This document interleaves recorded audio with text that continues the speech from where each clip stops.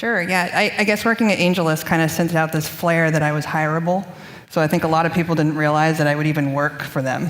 Right. And so I think the real interesting thing is, why did I go to AngelList? I remember when I met with Gil, when I was working with you at AngelList, he's like, why would you do this? Like, why are you in my office? This is so weird. Part of it was because I'm deeply passionate about what, for example, SeedInvest is doing and crowdfunding in general. I think that investing should be available to everyone, and I don't even just mean accredited investors. I think that if you're a grown-up, you should be able to make decisions you can on the public stock market. Why can't you in private companies? Imagine if you could have gotten $5,000 into Uber, like how that could have changed your life. I can actually imagine that. Right?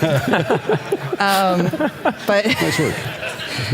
well, maybe they can imagine if they were able to put $1,000 You can imagine into Uber. that because you were with me when we had them at the Open Angel Forum. And I think that it's kind of, we have created this bar through, basically these floors, or that basically you can't invest in companies unless you have a certain amount of wealth and a certain amount of experience, and I think that's wrong.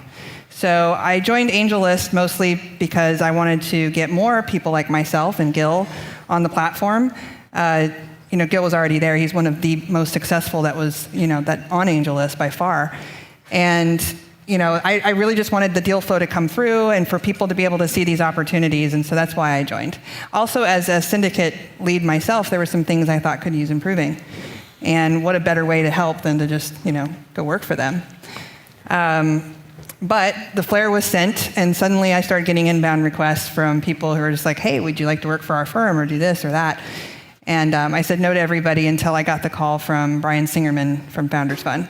And I've co-invested with them for the past decade, and for me it was a dream come true. Because one of the best ways to work with your friends is to collaborate with them. And I would only see Brian and Luke and all of those guys like maybe once a quarter, and now I see them every day. And to me, that is so much better. And we're working on things together.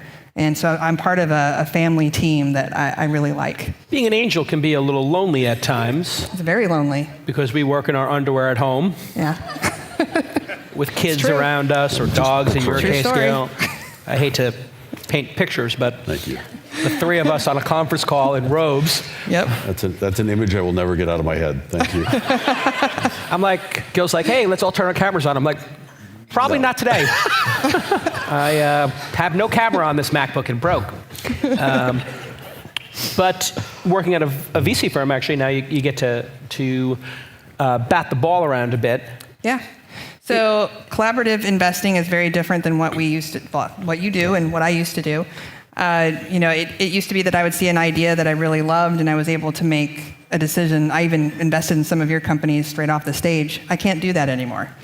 And part of that is actually relieving in a way. Like, I go to my team, we take an idea, we think it through, and they actually teach me things that I wouldn't even consider. So I think angel networks do this as well. I'm sure, Gil, you have people that you call, and you call people when you're not quite sure. No. But it's not the same as being able to go and sit down with these people and be on Slack with them every day. I don't actually do that. It kind of feels like my own personal nightmare would be to sit with other people and talk about a $25K investment. Yeah, it's not for everybody. But a $2.5 million one, I think I would want to talk to people. Why? To maybe reduce the chances of a mistake. Well, we're light and lean compared to other firms, so I only technically have to speak to one other person at that stage. Right. But the larger check sizes, it starts to become a full partnership decision.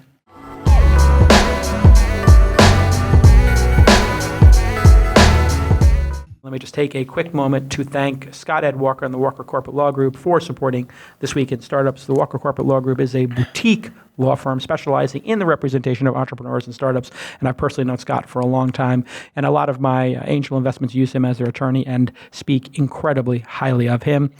The Walker Corporate Law Group encourages fixed fees, which they believe really helps startups, and I know it does because you don't get that surprise when you get your bill every month.